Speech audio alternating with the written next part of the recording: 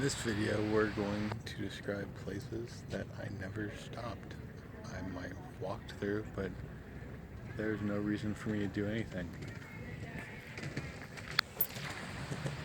That is the old part of SDSU. Looking all old.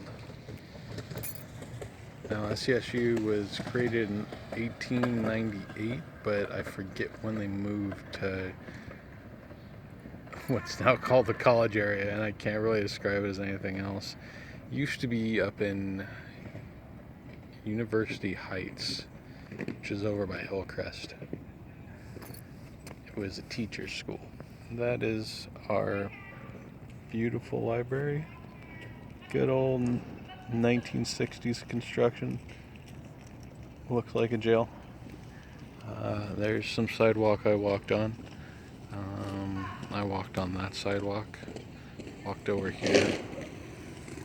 The only thing ever interesting to happen to me on this walkway that's in front and behind me is one time it rained and I had to run to a class.